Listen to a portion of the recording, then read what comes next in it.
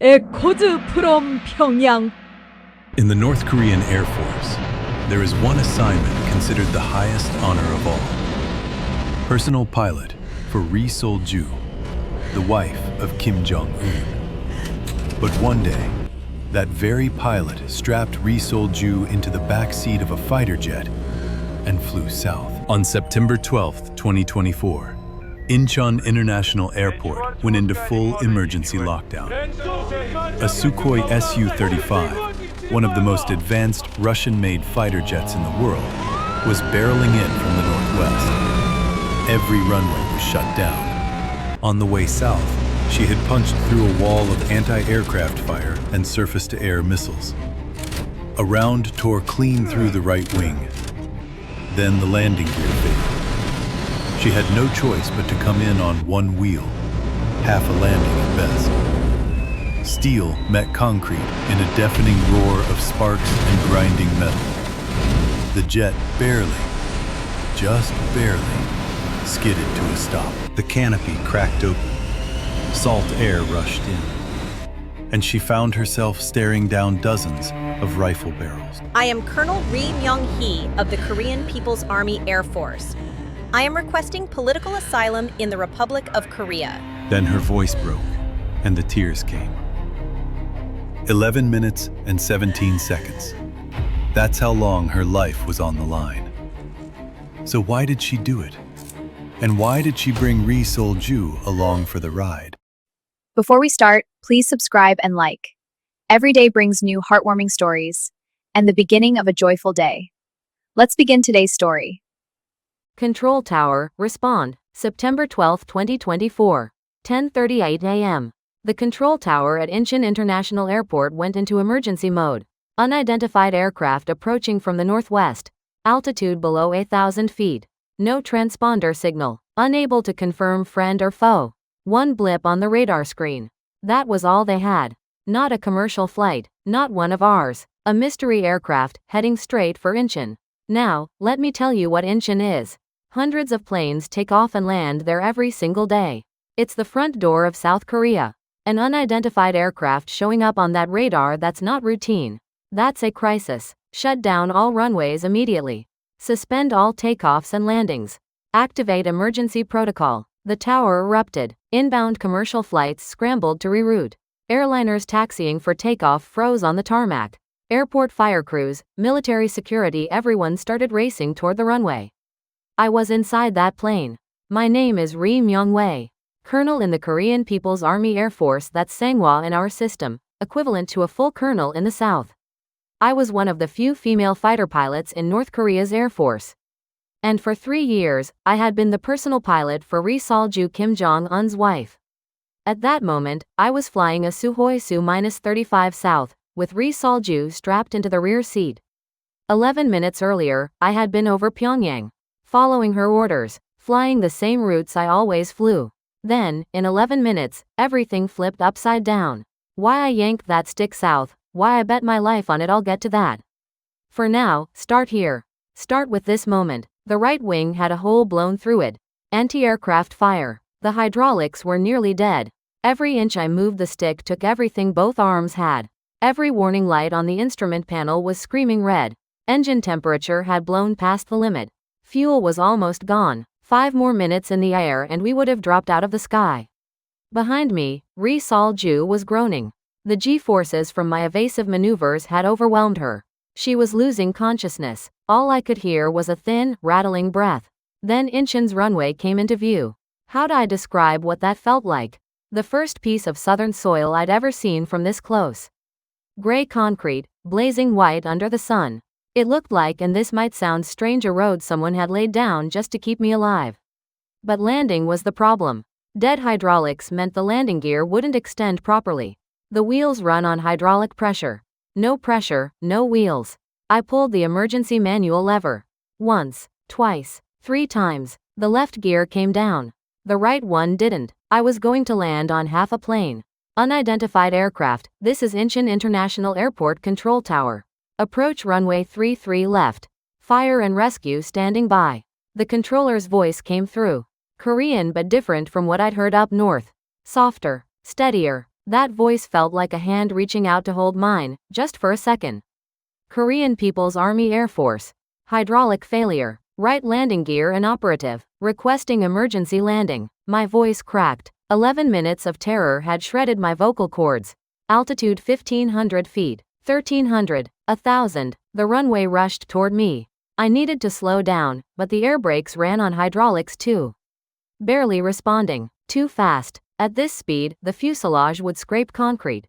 600. 300. The ground rose up to meet me. Thud. The left wheel hit first. The airframe tilted left, and the right wing began grinding against the runway.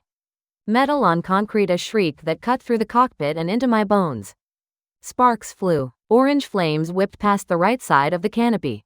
The plane slid across the runway. It wouldn't stop. Brakes, thrust reversers, nothing worked. The end of the runway was coming fast. Please, please stop. White foam erupted from the fire trucks. 2 rigs running alongside, one on each side, blasting fire suppressant. Inside that cloud of white foam, the aircraft finally stopped. The engine died. Silence hit like a wall. 11 minutes of engine roar, alarms, explosions, screaming, all of it gone in an instant. My ears rang. The only sound left was my own heartbeat. Thump, thump, thump. I cracked the canopy. September wind slapped my face. Jet fuel, fire suppressant, and salt air. The ocean. I didn't know Incheon was a coastal city. Nobody in the north ever told us what Incheon was like. I stood on top of the cockpit. Raised both hands. Black tactical vehicles were closing in from both sides of the runway. Armed soldiers aimed their weapons at me. Dozens of barrels. I could see every single one. My legs shook. My knees nearly buckled, but I clenched my jaw. I couldn't collapse here. I had something to say. I am Colonel Ri Myung-wei of the Korean People's Army Air Force. My throat was so tight the words barely came out. I tried again, louder. I am the personal pilot of Ri Sol-ju. I am requesting asylum in the Republic of Korea. Ri Sol-ju is in the rear seat. She is unconscious. The soldiers' faces changed. Eyes darted to each other. Hands grabbed radios. Voices quickened. I could feel those 3 syllables Ri Sol-ju spreading across the runway like a shockwave. I climbed down the ladder. My legs had nothing left. The last 2 rungs, I just fell. My knees cracked against the concrete. It hurt, but the pain was welcome. It meant I was alive. Behind me, paramedics were climbing up to the rear cockpit. They were pulling Ri Sol-ju out. A stretcher came down. Footsteps quickened. I pressed my face against the runway. Rough concrete scraped my cheek. Jet fuel and cement filled my nostrils. Behind me, the cold click of handcuffs. Metal against skin. Click. And that sound broke something open. Tears came flooding out. Not from fear. Not from relief. 11 minutes ago, up in that sky, missiles chasing my tail, anti-aircraft rounds punching through my wing. Ri Sol-ju screaming behind me. I hadn't cried. Not once. But here, face down on the cold concrete of Incheon Airport, the tears finally came. 11 minutes. Pyongyang to Incheon. 11 minutes and 17 seconds. My entire life fit inside those 11 minutes. My father's last words, my brother's death, my mother's face, and a homeland sky I could never return to. But everyone, surviving wasn't the end. What lifted me from the runway wasn't relief. It was the sight of Ri Sol-ju being carried out of the backseat, unconscious. And the moment her name began to spread, that was when the real chaos began. 10:47 a.m. The Su-35's engine had gone completely silent. Face down on the runway, I lost all sense of time. 1 minute? 10? The only thing telling me I was still alive was the cold concrete against my skin. 10:52 a.m.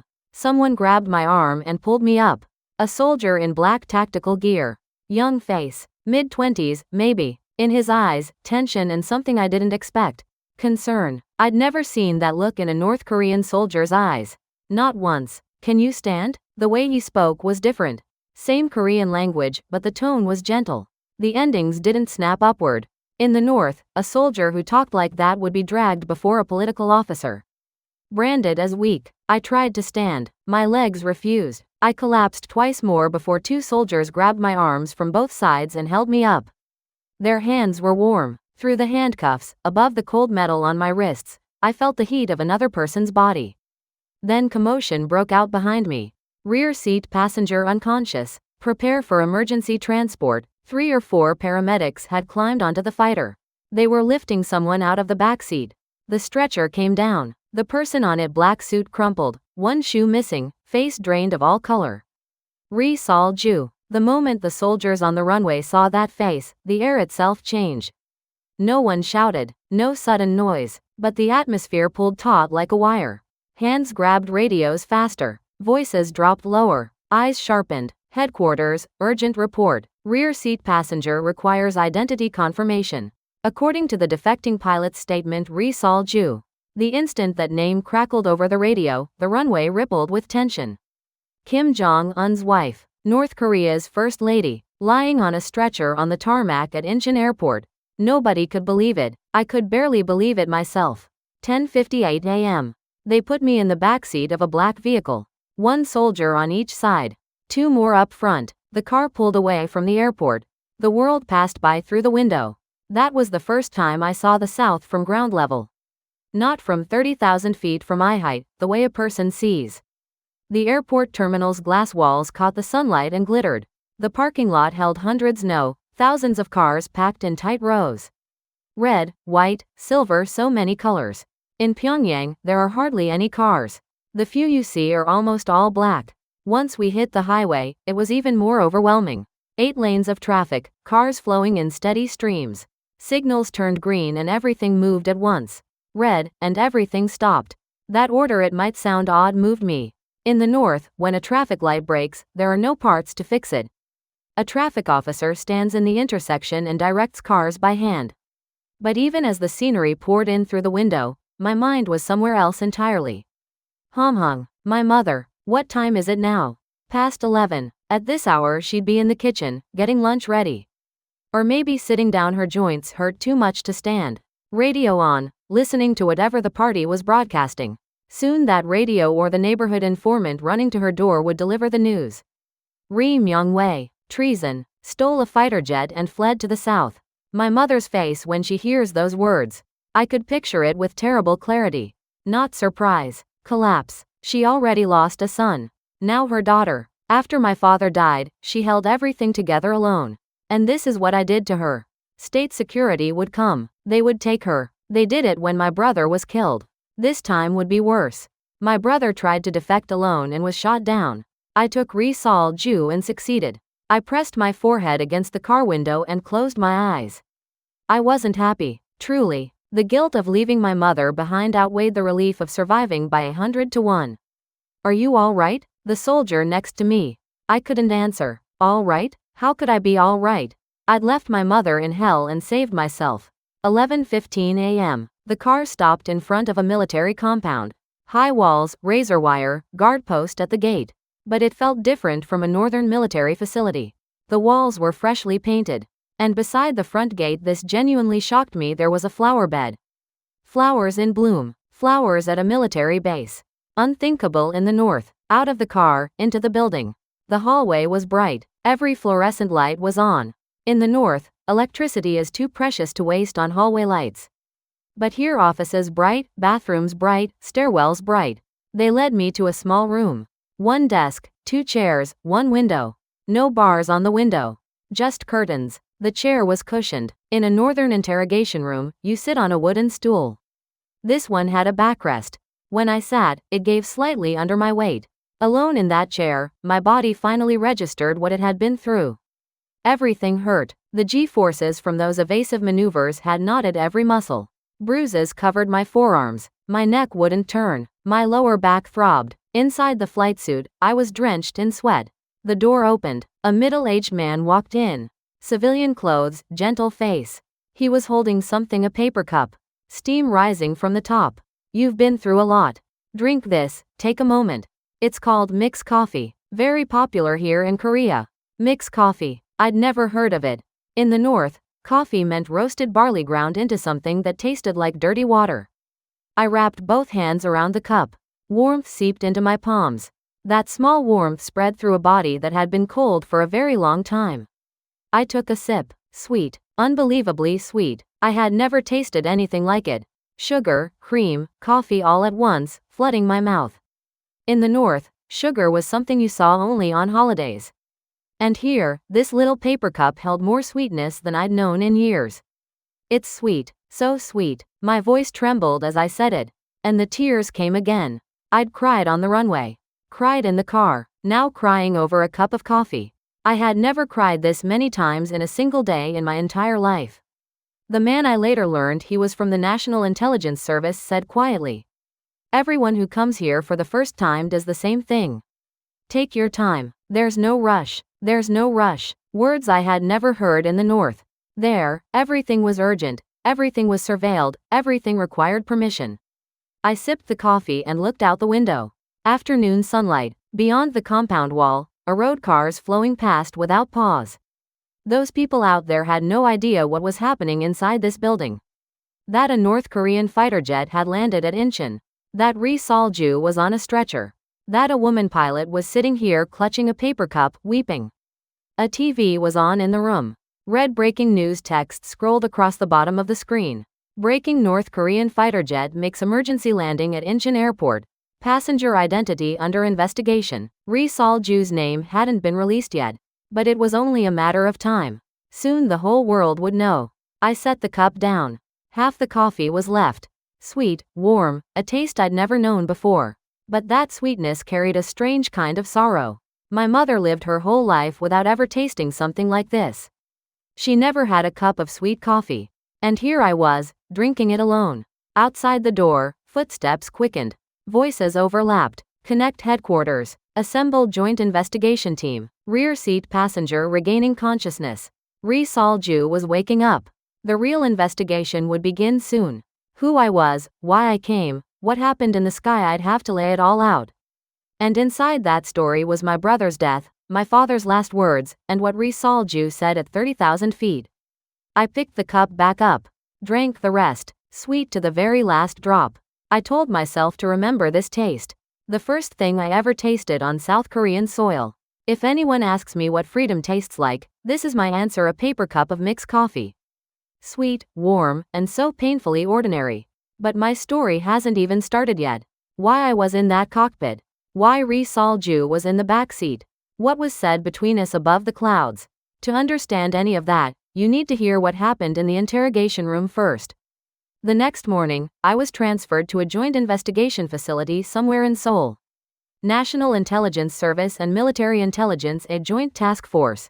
2 middle-aged men and 1 woman sat across from me. On the desk a laptop, a voice recorder, a stack of documents. And in the center a black metal box. My heart skipped. I knew exactly what it was.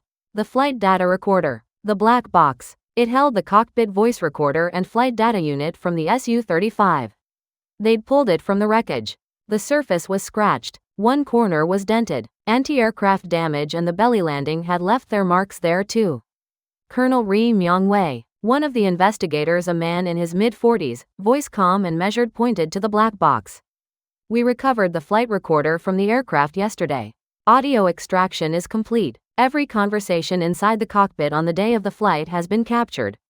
We'd like to play it back as part of your debriefing. Is that acceptable? Acceptable? Honestly, I was terrified. Every sound from those 11 minutes was in there. Ri Sol-ju's words, my words. Missile alarms, anti-aircraft explosions, screaming, all of it, preserved in full. The thought of hearing it again made me sick. But I nodded. There was nothing to hide. I did what I did. I'd face it. The investigator pressed a key on the laptop. Sound filled the room through the speakers. Comrade Colonel, today's mission: Ri Sol-ju inspection flight to Kaesong. Solo escort, no wingman. The launch order, September 12, 6 a.m., Suncheon Air Base hangar. The air from that morning came rushing back: jet fuel, the chill inside the hangar, the pre-dawn fog. Then my own voice. Understood. Flat, calm, because I didn't know yet. Didn't know that would be my last flight. Didn't know that flight would tear my entire life apart. The recording continued. Ri Sol-ju arriving at the hangar. The sharp tap of her heels on concrete, captured in perfect clarity. Colonel, what's the weather today? Clear skies, good visibility, stable air. Good, let's fly to Kaesong and back. Ri Sol-ju's voice filled the investigation room. Hearing it barely 24 hours later raised the hair on the back of my neck. The investigators stiffened too. They knew who that voice belonged to. The recording played on. After takeoff, over a Pyongyang Jongmadang, an open-air market. Ri Sol-ju's words continued. See those people down there? Do you know how much they love me? I had looked down. From 10,000 feet, the market crowd was still visible. Tiny figures, packed together like ants, moving through narrow lanes. Skeletal bodies. They weren't there out of love. They were there because they were starving. Hearing Ri Sol-ju call that love, played back through speakers, it was more chilling the second time. Yes, they love you. Of course they do. They'd die for me. The investigator paused the recording. Can you state the altitude and location at the time of this exchange? Approximately 10,000 feet, over the Botongang district market in Pyongyang. He wrote it down. The recording resumed. Next came the airspace over the Kaesong Kyowaso, a political prison camp. A place where people are sent for the smallest deviation. A wrong word, a wrong action, sometimes just a facial expression someone didn't like. See that? Everyone locked up in there, they all insulted me. Her voice was light, like she was talking about the weather. Last year, some old woman at the market said I look too young. She's in there now, 70 years old. All three investigators' expressions changed at once. Pens stopped mid-stroke, eyes met across the table. A 70-year-old woman. Imprisoned, for saying Ri Sol-ju looked young. And over there the family detention block. There's a 5-year-old in there. On the recording, Ri Sol-ju laughed. An actual laugh, captured on tape. Talking about a 5-year-old child locked in a prison camp and laughing. The investigation room went silent. The investigators' faces had gone white. This wasn't a news report or second-hand testimony. This was Ri Sol-ju's own voice, recorded as evidence. My fists were clenched under the table. Hearing it again was excruciating. The fear I'd felt in that cockpit came flooding back. But the hardest part that came next. Colonel, about your brother. Do you know exactly how he died? My heart stopped. On the recording, my silence stretched long. 3 seconds, nothing but the hum of the engines through the speakers. I was told it was a flight accident. Don't lie. Your brother tried to defect. He turned south. He was shot down. The room went still again. The investigators set their pens down. The female investigator held her breath. This wasn't just testimony. This was a recorded confession of murder. Ri Sol-ju, in her own voice, admitting she gave the order to shoot down my brother. Captured on the black box. What were you feeling at that moment? The investigator's question. What was I feeling? How do you put that into words? The world went white. My vision disappeared. My hands on the stick turned to ice. I tasted blood in my mouth. I'd bitten down so hard my gums were bleeding. He nodded and wrote it down. The recording kept going. Ri Sol-ju's threats. The sound of the stick being wrenched south. Screaming. Alarms. Every sound from those 11 minutes played through the speakers. I closed my eyes and listened. I was back in that sky. When it was over, the investigator switched off the recorder. Silence settled over the room. A long silence. Colonel Ri, this recording is extraordinarily significant evidence. I already knew. Ri Sol-ju's own voice confirming political imprisonment, confirming a shoot-down order. This could become decisive evidence for North Korean human rights cases on the international stage. That's when I tore open the lining of my flight suit. I pulled out a piece of fabric I'd sewn into the inner layer. 4 small scraps of paper. Crumpled, soaked with sweat, but the writing was still legible. I had written out the defection flight path, memorized it, ripped the notes apart, and stitched them into the lining with needle and thread. Anti-aircraft radar blind spots, low-altitude flight corridors, DMZ crossing points, 6 months of preparation, hidden in those scraps. These are the escape route notes. I planned to memorize and burn them. But in case I died, I sewed them in hoping someone would find them.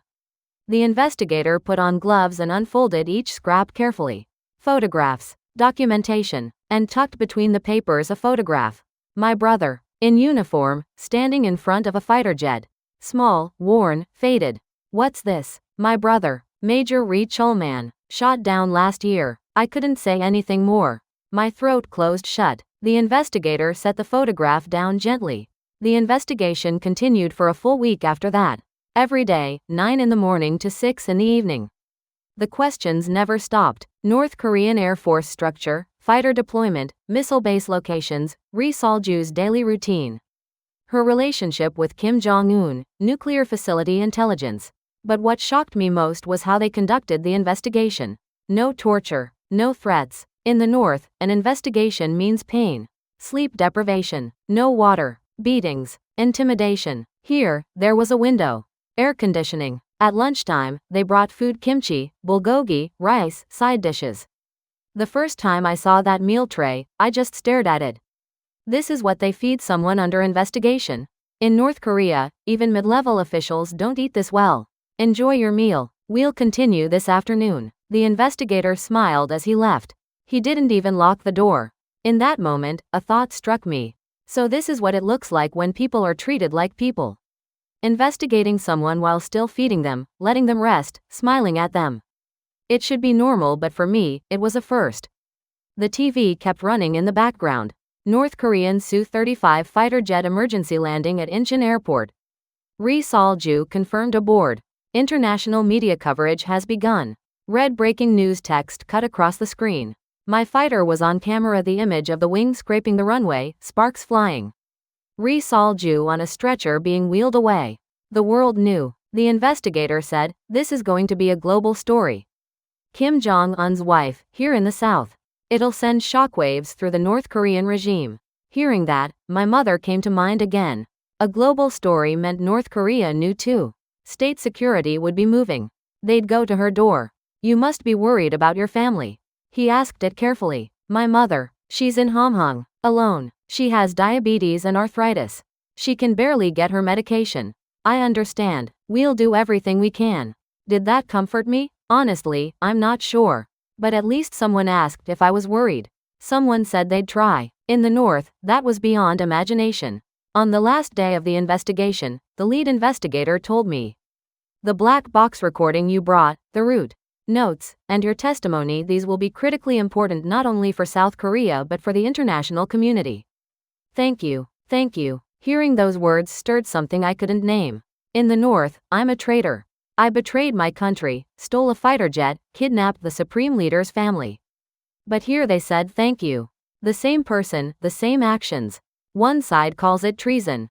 The other calls it courage. That night, alone in a small room at the investigation facility, I lay staring at the ceiling. The fluorescent light stayed on, dim and steady. In the North, it would have been pitch black. I pulled my brother's photograph from the inside pocket of my flight suit. Small and worn, him in uniform, smiling in front of a fighter jet. This photograph had flown all the way to Incheon with me.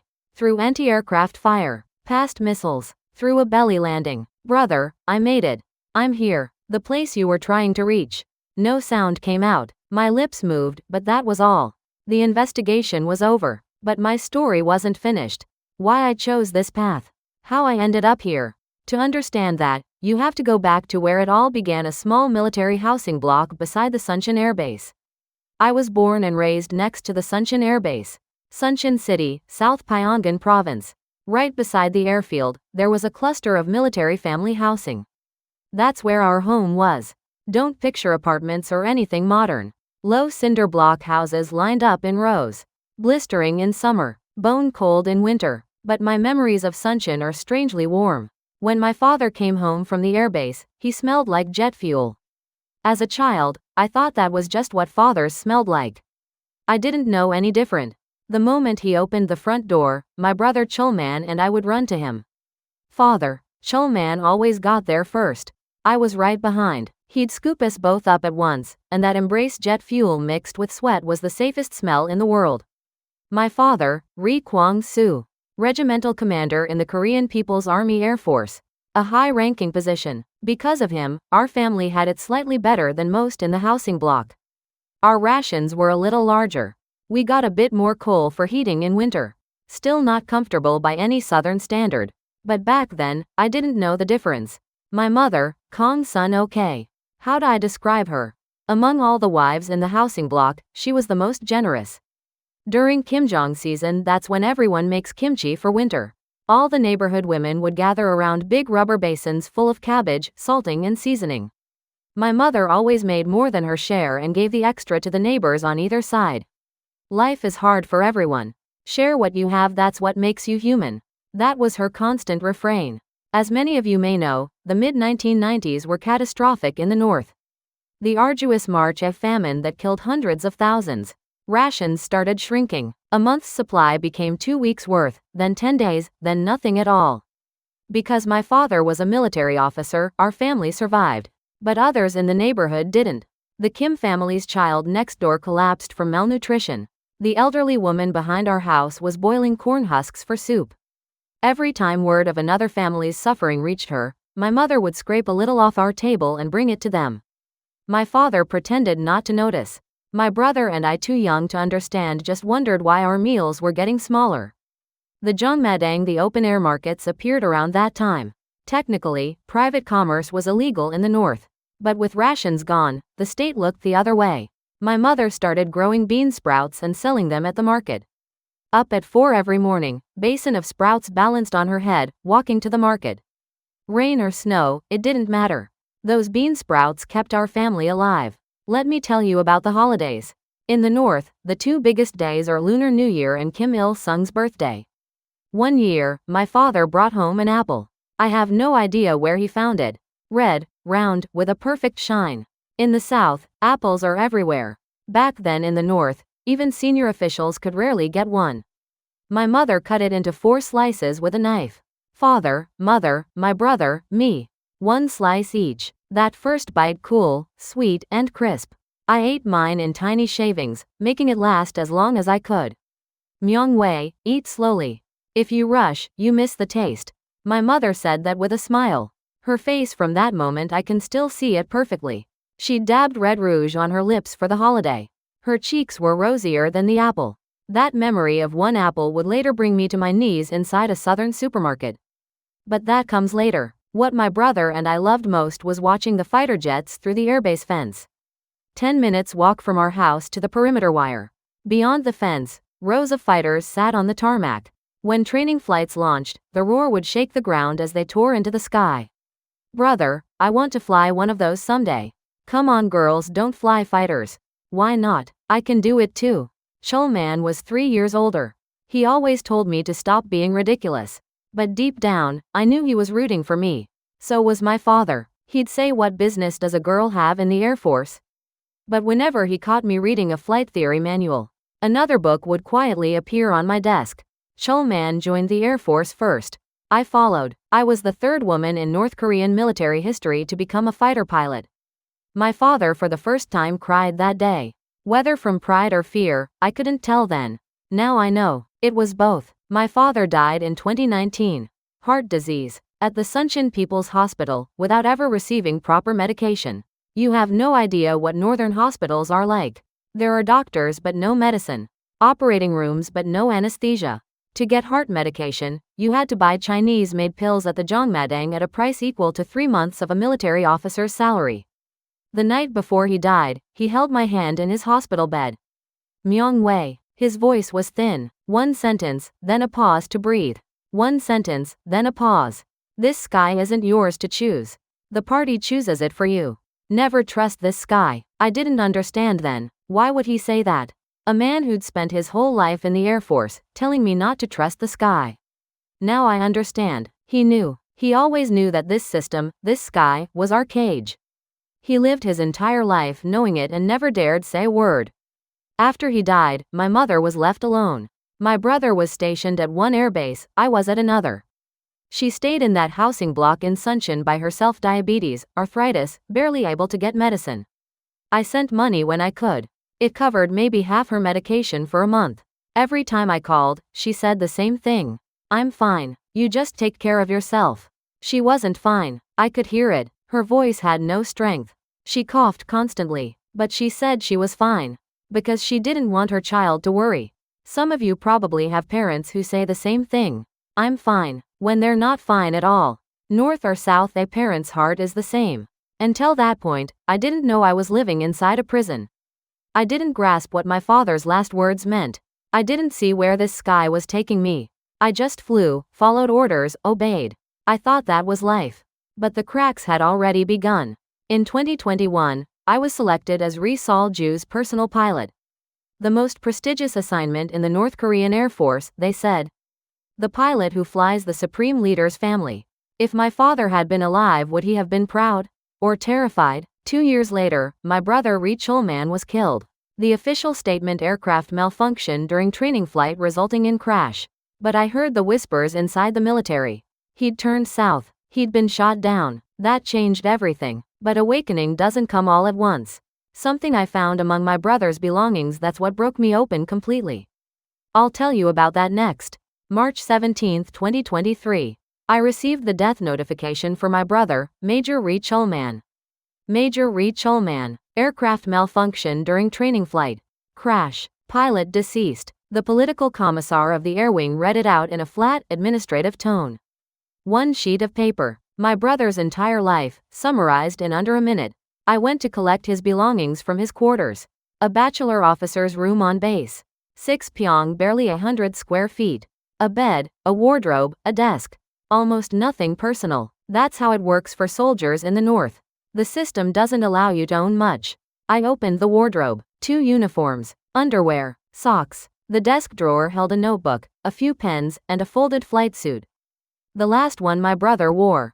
It hadn't been laundered, just folded and returned. The base must have recovered it as is. When I lifted the flight suit, something rustled. Left chest pocket. I unzipped it. A single folded piece of paper. Folded 4 times into a small square. I opened it. Numbers and writing covered both sides. My brother's handwriting. Uneven but deliberate. First line frequencies 6.015 MHz, 7.275 MHz, 9.640 MHz. Second line coordinates north latitude 37 degrees XX minutes, east longitude 127 degrees XX minutes. Runway bearing, length. Third line radar blind spot Sohung to Kaesong Mountain Range, Wangha Province. Altitude below 1,000 feet. My hands started trembling the moment I saw it. The frequencies were South Korean radio stations. The coordinates pointed to a Southern Air Force runway. The radar blind spot data he had plotted a defection flight path. My brother, on his own, he really was preparing to defect. Not an aircraft malfunction. He'd flown south and been shot down. This paper was the proof. How long he'd been planning. How carefully he'd mapped every detail. All of it compressed onto one small sheet. My heart was hammering so loud I was afraid someone outside the room could hear it. I folded the paper and shoved it inside my underwear. The rest of his belongings went into a box that I returned to the political commissar. I had to control my face. Sad, but not too sad. Angry, but not visibly angry. That night, alone in my quarters, I unfolded the paper again. 6.015 MHz. The frequency my brother had written down. How could I listen to it? Owning a radio in military housing was dangerous. But officers at my level were issued a standard radio locked to Korean Central Broadcasting, the state channel. I had one in my room. Frequency fixed. One station only. But I was a pilot. I knew electronics. I opened the back panel and disabled the frequency lock. My hands shook, but it took 5 minutes. I turned the dial to 6.015. Static, crackling. Then a voice broke through. Today's weather in Seoul will be clear, with a high of 57 degrees Fahrenheit. A South Korean broadcast. How'd I explain that moment? It was a weather report. Just a weather report. Tomorrow's forecast, temperatures, chance of afternoon rain. The kind of thing millions of people in the South hear every morning and immediately forget. For me, it was seismic. In the North, a weather forecast sounds like this under the grace of our great leader. Revolutionary weather continues. Pyongyang, the capital of revolution, clear. You can't even report the weather without praising the supreme leader. But this southern broadcast, it just stated facts. Seoul, clear, 57 degrees. That's it. No leader, no revolution, just the truth. That plainness shook me to my core. Then traffic information. Jongbu Expressway, congestion near the Seoul toll gate. Olympic Expressway, both directions flowing smoothly. Traffic jams. So many cars they create jams. We could barely see a car in Pyongyang. Then music. A woman singing a love song. Someone longing for someone. Every song in the North glorifies the party and the leader. This song was just a person missing another person. I couldn't turn it off. 1 hour. 2. I stayed up all night, blanket pulled over my head, ear pressed to the speaker. News, then commercials. Fried chicken delivery. Insurance. Cell phones. I understood maybe half the words, but every sound was miraculous. Free sound, not mandated, not censored, people saying whatever they wanted to say. Before dawn, I turned it off. Reset the dial to Korean Central Broadcasting. Tightened the screws on the back panel. As if nothing had happened. A few days later, the political commissar summoned me. Colonel Ri Myung-wei. His face was blank. When this man smiled, it meant good news. When his face was empty, it meant trouble. That day, his face was empty. New information has emerged regarding your brother, Ri Chulman.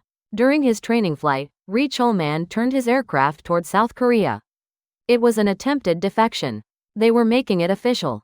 Not an aircraft malfunction. A defection attempt. Shot down. Your brother is a traitor. Ri Myung-wei, you are required to sign a declaration at this time. I hereby sever all ties with the traitor Ri Chulman and affirm that I bear no ideological connection to his actions. He slid the document across the desk. Acknowledge my brother as a traitor. Sign that I had nothing to do with it. If I didn't sign, guilt by association. The North's Yunjwahe system. Me, my mother both sent to the camps. 3 generations can be punished. Sometimes more. I picked up the pen.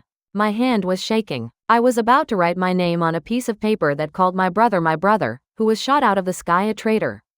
I signed, trembling hand, Ri Myung-wei, 3 syllables, because I had to live. Because I had to protect my mother. After that day, the surveillance began.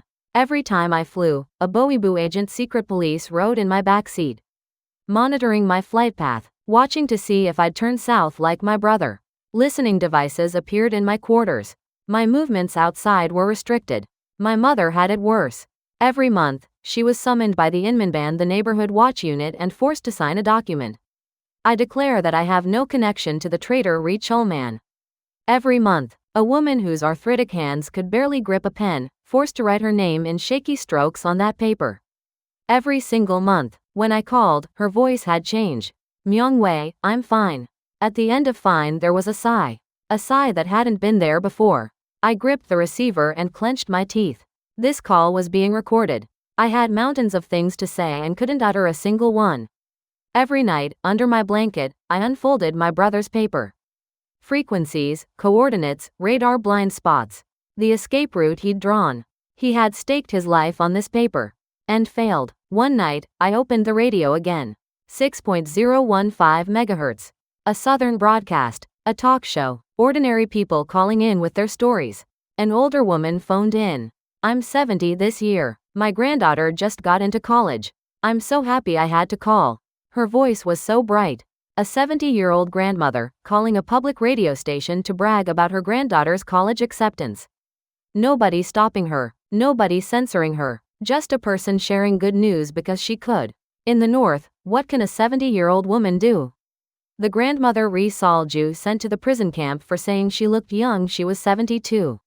Same age. On one side of the border, celebrating a granddaughter's future. On the other side, locked behind wire. That's when I knew. Growing old here. Getting sick. Dying. Falling from the sky without a name, the way my brother did. My mother signing that traitor family document every month with a trembling hand. The thought of that future became unbearable. I turned off the radio. Stared at my brother's paper for a long time. Frequencies, coordinates, the route, the path he didn't finish. But maybe this paper held an answer he never found. Why he failed, where he was caught, how it could be done right. The paper my brother died leaving behind it could become the map that saves me. That night, for the first time, a thought formed. Could I make it too? It wasn't a decision yet. Just a thought. Is it possible? But that one thought, it was a seed. Once planted, it never goes away. 6 months later, it bore fruit. The decision came in the fall of 2023. Execution had to wait 6 months. A defection flight isn't something you do on impulse. Flying a fighter jet south means punching through North Korea's air defense network, radar, interceptors, missiles, anti-aircraft guns. All of it. That's why my brother failed. He wasn't prepared enough. I would not repeat his mistake. First, the route. Starting from my brother's paper, I designed my own flight path. He'd gone straight south, the fastest route, but also the most dangerous. A straight line lights up on radar instantly. I took a different approach. Follow the mountain ridges. Radar works by sending out radio waves that bounce off objects. Mountains block those waves, creating dead zones, blind spots where you're invisible. The mountain range between Sohung and Kaesong in Hwanghae province was exactly that kind of corridor. Fly below 1,000 feet, hugging the ridgelines, and the radar can't touch you. Low enough for pine treetops to scrape the belly of the aircraft. During every escort flight with Ri Sol-ju, I mapped this route in my head. On missions to Kaesong or Haeju, my eyes performed the duty while my brain revised the escape plan. terrain elevation, anti-aircraft positions, blind spots, gaps in coverage. I cataloged everything. Every night in my quarters, I wrote in a notebook. Coordinates, altitude, bearing, estimated flight time.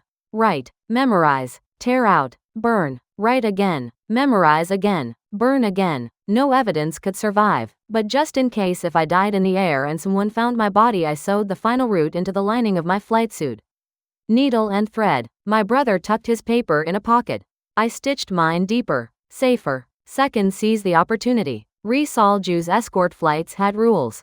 Normally, a wingman followed and a Boeing agent rode in the back seat.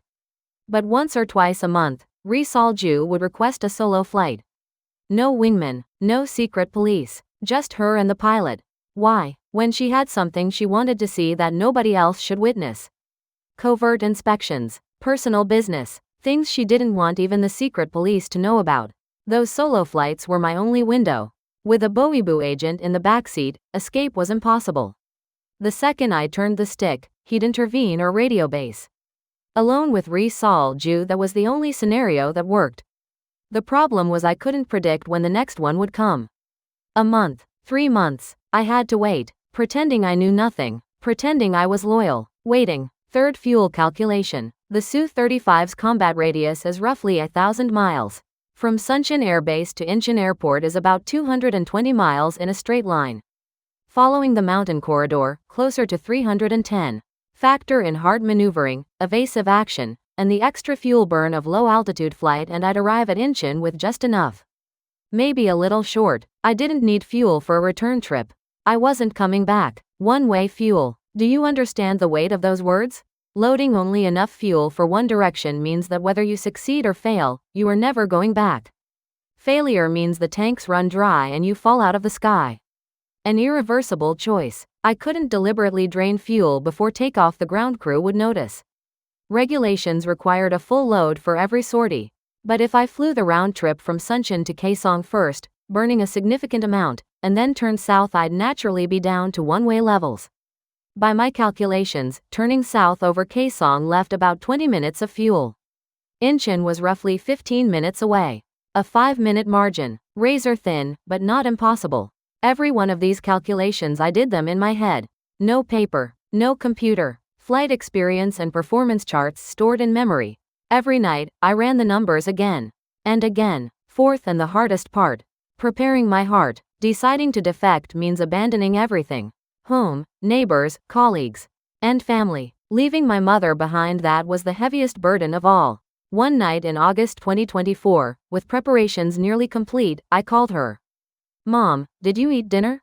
Yes, I made doenjang jjigae. You? I ate too. Mom, are you taking your medicine? Medicine, it's been hard to find this month. I'm fine though. A little rest and I'll be better. My chest felt like it was being torn open. No medication and she says she's fine. Can barely walk from the joint pain and she says she's fine. Myung-wei, what's wrong with your voice? Is something going on? She always could read me. Even through a phone line, she caught the shift in my tone. This might be our last call. She didn't know that, but I did. Of course my voice trembled. Nothing, Mom. Early flight tomorrow, so I'm going to bed. Okay, sleep early. Be careful when you fly. Your father always said you have to respect the sky. Respect the sky. My father's words echoed through my mother's voice.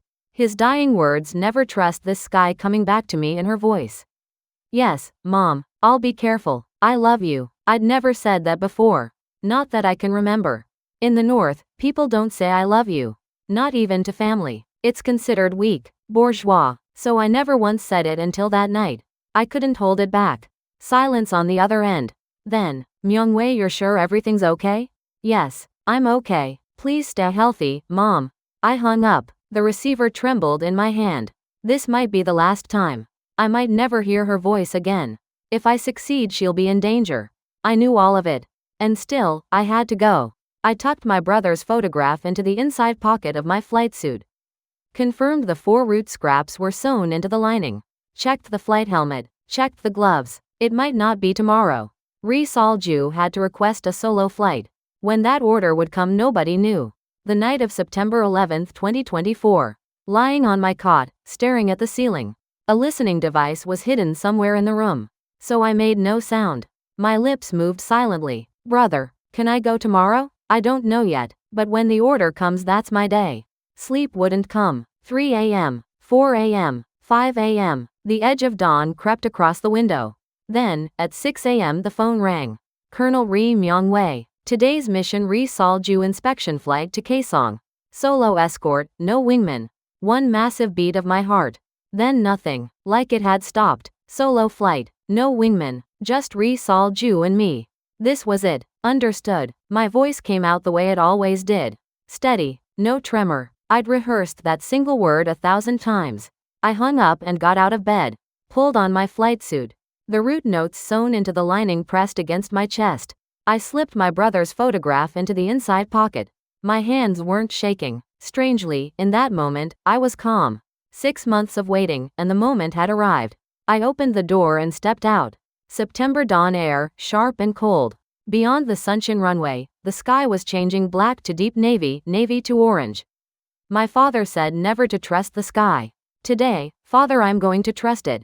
Just this once. One-way fuel only. September 12, 2024. 900 a.m. Sunshine Air Base, Special Hangar. The Su-35 stood waiting. Gray fuselage marked with the Korean People's Army Air Force insignia. The aircraft I'd flown for 3 years. It had no idea this would be its final flight. I confirmed the status with the ground crew. Fuel full. Engines normal. Hydraulics normal. No weapons loaded. Inspection flight. That worked in my favor. Arriving in the south with live ordnance could be seen as a hostile act. Outside the hangar, the sound of heels on concrete. Tap, tap, tap. Re-Sol-ju. Black suit. Sunglasses. 3 bodyguards trailing behind her. The way she walked like the villain stepping into the frame. Her perfume arrived first, then the footsteps, then her. Colonel, what's the weather today? Clear skies. Good visibility, stable air. No turbulence forecasted. Good. Let's fly to Kaesong and back. She removed her sunglasses. Her eyes were cold, midwinter ice. 3 years I'd served this woman, and I'd never once seen warmth in those eyes. I requested a solo flight today. No wingman, no Boeing agent. There's something I want to show you. Brace yourself. Brace myself. I didn't know what she meant. But to me the only words that mattered were no Boeing agent. The window was open. 9:30 a.m. Takeoff. The Su-35 thundered down the runway and tore into the sky. Engine roar shook my whole body. Behind me, Re-Sol-ju's breathing came through the headset. Climbing. Heading Pyongyang. Colonel, circle over the Pyongyang Jongmadang first. Understood. 15 minutes later. 10,000 feet over Pyongyang. Below, the Botonggong district market. Tiny figures packed together like ants. Gaunt bodies shuffling through narrow lanes. Even from 2 miles up, you could tell how thin they were. See those people down there? Do you know how much they love me? Her voice through the headset. Love? Those people were there because they were starving. Not devotion. Hunger. Yes, they love you. Of course they do. They'd die for me. Some already have. A chill crawled down my spine. Fly to the Kaesong Kyowaso. The prison camp. I turned the aircraft south. 20 minutes later, the mountains north of Kaesong. Gray buildings wedged between ridges. Razor wire ringing every structure. As I descended 5,000 feet, 3,000 the scene inside the wire became visible. Skeletal figures digging in the dirt. Some collapsed on the ground. Not moving. See that? Everyone in there insulted me. Her tone was casual, offhand, like commenting on the view. Last year, some old woman at the market said I look too young. She's 70. She's in there now. Alive or dead, who knows? A 70-year-old woman. For calling her young. And over there, the family detention section. There's a 5-year-old in there. 5 years old. A child who can barely read. Behind razor wire. And Re-Sol-ju laughed. I heard it clearly through the headset. My knuckles went white on the stick. I bit down hard. Not yet. Hold it together. Then she said it. Colonel, your brother. Do you know exactly how he died? Everything inside me stopped. I was told it was a flight accident. Don't lie. Her voice dropped low. He tried to defect. Turned south. He was shot down. I couldn't breathe. I gave the order. The world turned white. Literally my vision blanked out. My hands on the stick became ice. Blood filled my mouth. I'd clenched my jaw so hard my gums had split. Re-Sol-ju killed my brother. This woman I'd flown for 3 years. She ordered him shot out of the sky. Why that look? Traitors deserve to die. A pause. Then she added, by the way, Colonel reports about you have been coming in. Suspicious behavior. You're not thinking of following your brother, are you? A threat, a test, or maybe the verdict had already been handed down. Absolutely not. Good. Then prove it. Drop a bomb on the prison camp. My lungs seized. Just kidding. But when this flight is over, a Boebu special investigation will be waiting for you. Be ready. In that instant, everything locked into place. This was the end. A Boebu special investigation was an arrest warrant wrapped in polite language. I'd be taken like my brother. Prison camp, or made to vanish without a trace. I looked down. The 70-year-old grandmother behind the wire. The 5-year-old child. And if I went back, my mother would be next. Die here, or die there. One moment checking the fuel gauge. A lie. The fuel was fine. I needed that 1 second. 1 second to recall the route I'd drawn in my head for 6 months. Sohung Mountain Range, altitude 1,000 feet, radar blind spot DMZ Incheon. I threw the stick south. What are you doing? Why are you leaving the flight path? Ri Sol-ju's voice, sharp. Instrument malfunction. Correcting now. A lie. I pushed harder. South. The direction you can't come back from. Ri Myung-wei. What are you doing? I'm defecting. The instant those 2 words left my mouth, the world's soundtrack changed. Ri Sol-ju screamed. Are you insane? Turn back. Turn back now. I killed the radio. I didn't want to hear her voice. Didn't want to hear the bass calling. I ripped off my headset and threw it to the floor. The only sounds left the engine and my own breathing. Alarms shrieked. North Korean air defense radar had detected the course deviation. Every warning light on the panel flashed red. The entire cockpit bathed in crimson. I dove. 10,000 feet plummeting. 5,000. 3. 1. 500. 300. Mountain ridges surged up toward me. Pine treetops actually, physically grazed the belly of the aircraft. I felt it through the stick. Branches scraping the fuselage. Nap of the earth flying. The only way to dodge radar. Behind me, Ri Sol-ju was screaming. The G-forces from the dive pinned her body to the seat. She could barely draw a breath. The authority, the power all gone. She was just a person, terrified, weeping. 2 minutes later, a new engine sound behind me. 2 MiG-29s, interceptors, punching through the clouds in pursuit. Unidentified aircraft deviating from course, return immediately. Final warning. I'd turned off the radio, but their warning came through the radar warning system. A voice I recognized. Major Park, a former wingmate. I ignored it, gripped the stick tighter, held at 1,000 feet, fretting between ridgelines.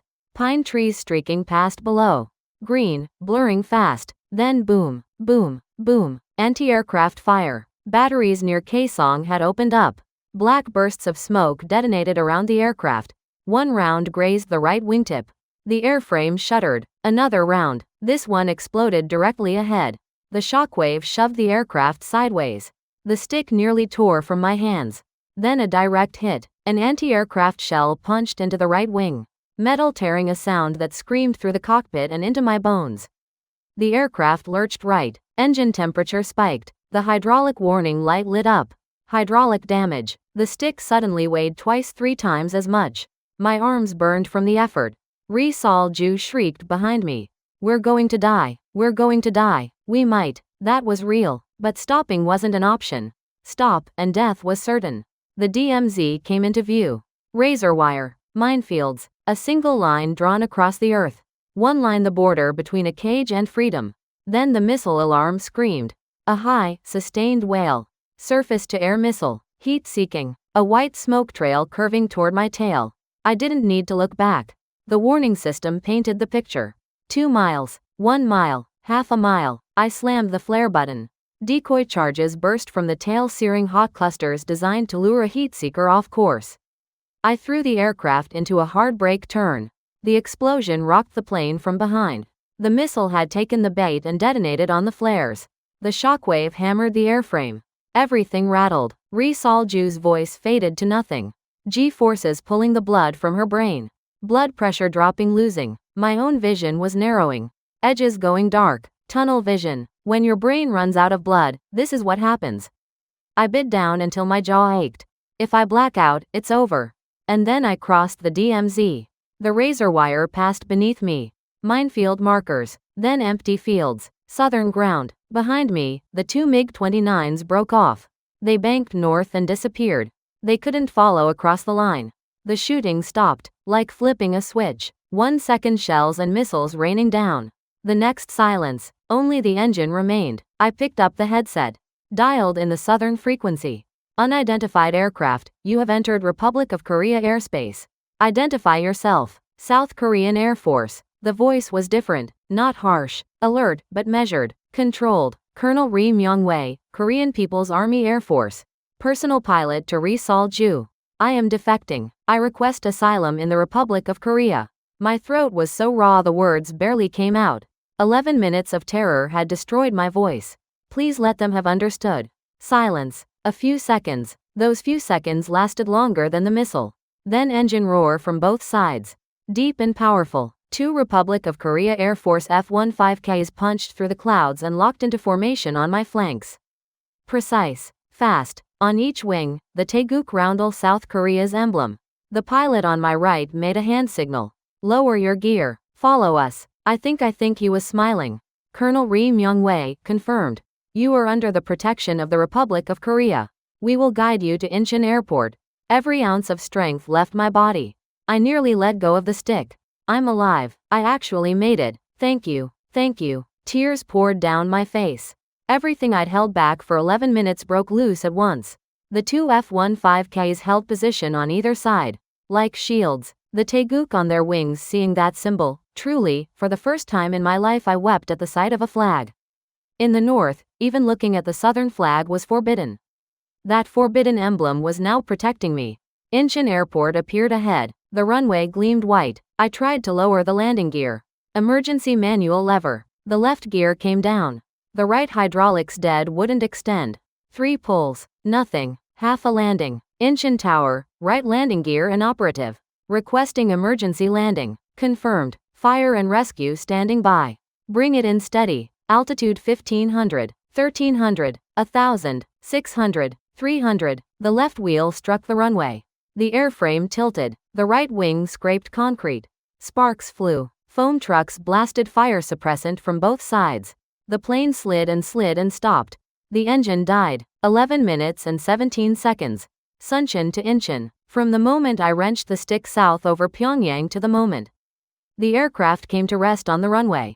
I checked the clock. 11 minutes and 17 seconds. Inside those 11 minutes, anti-aircraft fire, a missile, interceptor pursuit, a wing hit, hydraulic failure. A DMZ crossing, an entire life change. 11 minutes was enough. I cracked the canopy. Incheon's wind hit my face. Salt air, the smell of freedom. Standing on top of the cockpit, I raised both hands. What came after you already know. Face down on the runway, weeping. The black car, the sweetness of that first cup of mixed coffee. One last piece remains. What happened after? How I've been living since.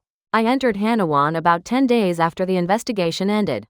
Hanawon, it's where North Korean defectors learn to live in the South. A 3-month program. How the Republic of Korea works. What democracy means. How the economy functions. How to navigate daily life. They teach you everything. On the first day, a staff member said, "Starting today, you're free to live as you choose. Ask us anything." Free. The word still felt foreign in my mouth. I'll never forget the first time I walked into a convenience store. There was one near Hanawon. A staff member took me. The moment I stepped through the automatic doors, my feet stopped moving. Shelves stacked floor to ceiling with snacks. Drinks, instant noodles, ice cream, triangle kimbap, boxed lunches, hundreds of items, packed tight. Every color, every size. Can I buy any of these? Of course. 24 hours a day. 24 hours. In the north, shops close by 9 p.m. Shelves are mostly bare. Even if there's something on them, you can't afford it. Here, the doors stay open at midnight, at 3 a.m., with mountains of food inside. I picked up a bag of snacks. My hand trembled. Am I allowed? Do I need permission? The north was still in my body. Everything required approval. Just pick what you like. Pick what I like. Choose for myself. This simple act, one had never done it before. Then came the supermarket, part of the Hanawon orientation program, guided social outings. A space the size of a football field. Rice, meat, vegetables, fruit, fish, frozen food, everything. Stacked in mountains. I stopped at the fruit section. Apples, red, glossy, perfect, piled high in an enormous display. Not one or two hundreds. Remember what I told you? On holidays, my father would bring home a single apple. 4 slices for 4 people. Each slice so precious I shaved off the thinnest slivers to make it last. Here, anyone could buy one. Any day, holiday or not, officer or civilian, anyone. I picked one up, red, heavy, cool in my hand. Brought it to the register. Paid, walked outside, sat on a bench in front of the store.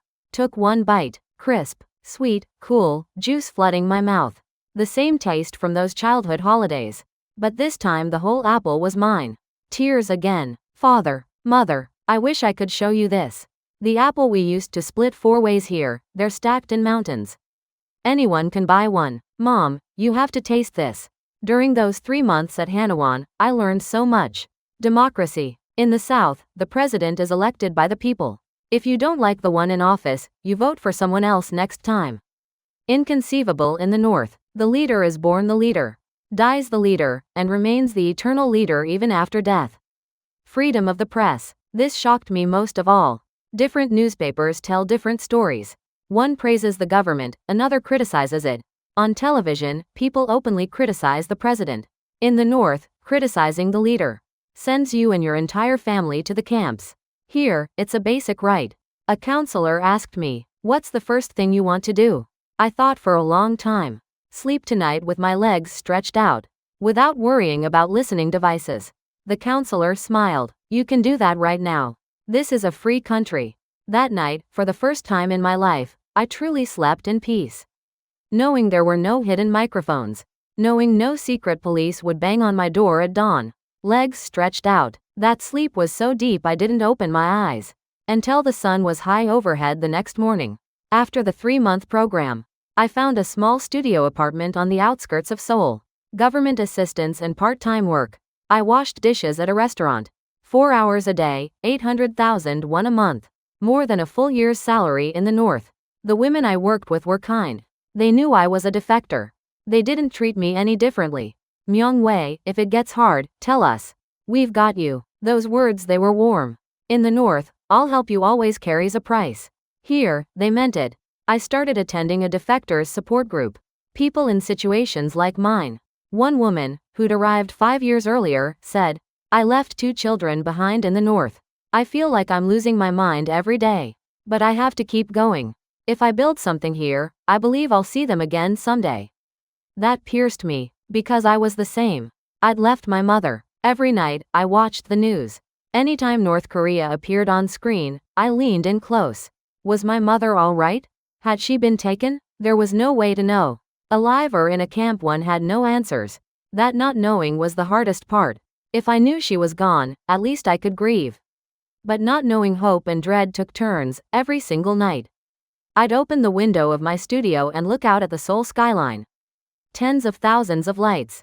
Highway headlights streaming past, convenience store signs, apartment windows, street lamps. In the North at this hour, everyone would be huddled in darkness. "Mom, Myung-wei is alive. I'm doing well. I'm eating. I'm sleeping. There are so many apples here, Mom. I can eat a whole one by myself." Words no one hears, thrown at the sky beyond my window. I keep my brother's frequency note in my wallet. A torn scrap of paper. 6.015 megahertz. The numbers he left behind. This paper brought me here. He failed, but on the path he charted, I made it through. His flight continued through mine. These days, I'm taking civilian aviation theory classes near Gimpo Airport. Studying for an aircraft maintenance certification too. I'll never fly a fighter again, and honestly, I don't want to. Not a plane that carries bombs. I want to fly one that carries people. My instructor said, "Ms. Ri, your fundamentals are solid. A little more work and a commercial pilot's license is within reach." My heart raced when I heard those words. For the first time in a long time, it was beating from excitement, not fear. Sometimes I go to Incheon Airport, up to the observation deck. I look down at the runway. The one I landed on. The scrape marks have long been repaired.